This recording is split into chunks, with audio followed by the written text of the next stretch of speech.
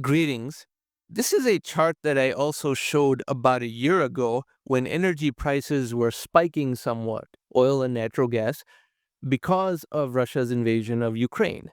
Now, since inflation hysteria is taking over the media and people are completely unmoored from any semblance of actual data analysis and forming opinions based on data, this graph is very revealing as it covers a very crucial portion of people's expenditures, at least in the United States, but a similar trend will be evident in all advanced economies. And the way to read this chart is energy goods and services as a percentage of personal consumption expenditures. PCE means personal consumption expenditures. In 1959, it was well over 7%. It started to decline somewhat during the 1960s. Then oil became expensive during the 1970s.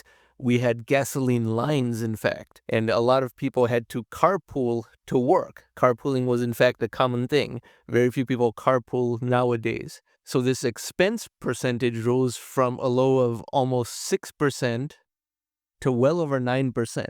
And I remember this when I was a kid. My parents would keep the temperature very low in our home, and we had to wear coats indoors, and everyone had to do that. Then the price of oil and natural gas fell, and yet this continued to fall throughout the 90s, reaching all-time lows repeatedly. Oil once again became expensive in the 2000s. We remember that. Oil rose to $100 a barrel and was there for 6 or 7 years. Then, because of hydraulic fracturing increasing the world's oil supply, this fell further. And remember, this is not only about oil, this is all energy goods and services. So natural gas, solar energy, batteries, things like that. So it is very comprehensive. And for all the talk of inflation, this is one of the crucial elements of a person's expenditure because this is energy. It's one of the first principles of economics and of the universe. Energy drives everything, and as energy gets cheaper, economic growth can occur.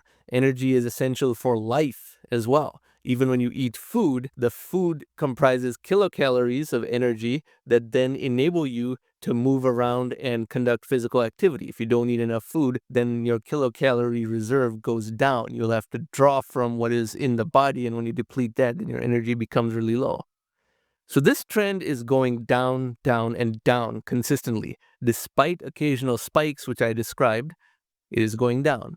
This is a hyperbola. It's not a straight line down, of course, meaning that each halving is of similar magnitude.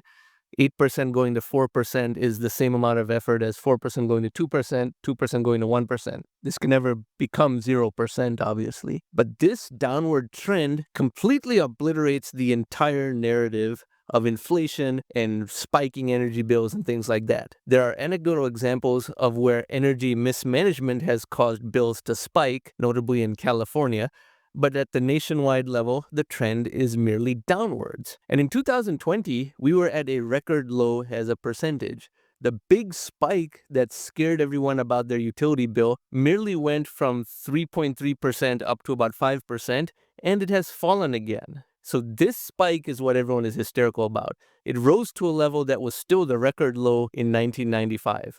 Some perspective is in order. That's why this channel is very data-driven, and I get a lot of hate from people who don't want to be data-driven and just want to be hysterical, non-data-driven people. They can never present any counter data to refute my conclusions, but this is a reason to be optimistic. The cost of energy is going down. And remember, the amount of energy consumed is not constant. It is rising.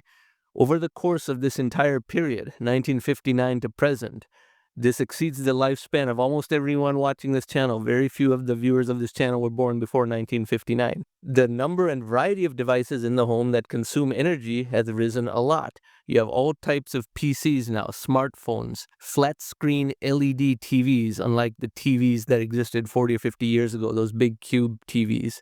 Game consoles, all sorts of other things have proliferated that did not exist before. So the variety of devices consuming energy has risen, and yet the percentage of one's personal consumption expenditures that go into energy has gone down.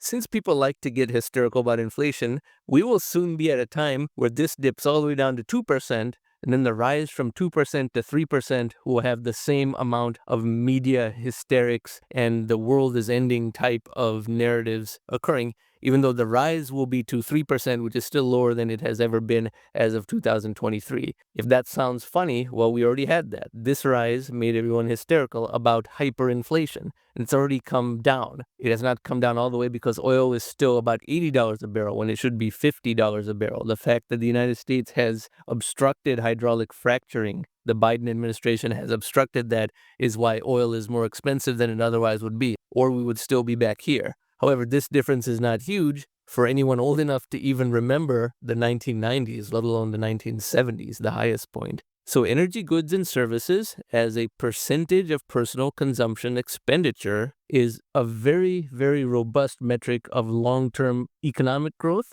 People are spending half as much on their energy bills as they did in the 1970s. And furthermore, consider all the new technologies emerging that are pushing this downward even more.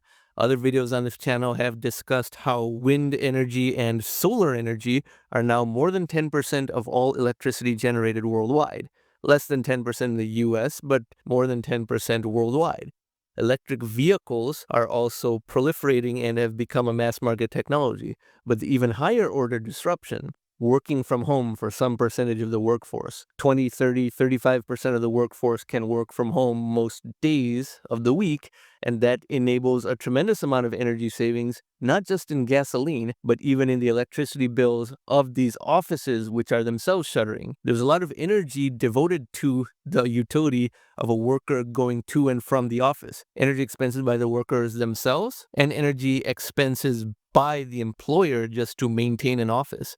All of that was very unproductive. Offices always have their lights on during the daytime. People usually don't do that in their homes. So there's another savings there. Greater utility of sunlight when possible. So just so many technological disruptions are encased within this trend, and there's great beauty in a chart like this. So tune out all the inflation, nihilism, and hysteria, because remember, the media's job is to make you angry and frightened, and a lot of people are trying to sell you a product because they say, hey, the price is about to rise because of inflation. So don't fall for all of those scams, and remember a chart like this. We live in an era of abundant and inexpensive energy, and it keeps getting cheaper and cheaper. Every time they've talked about peak oil or hyperinflation, none of that has ever come to pass. Always keep that in mind, and if you like this type of content, I encourage you to subscribe to this channel. Thank you very much for watching.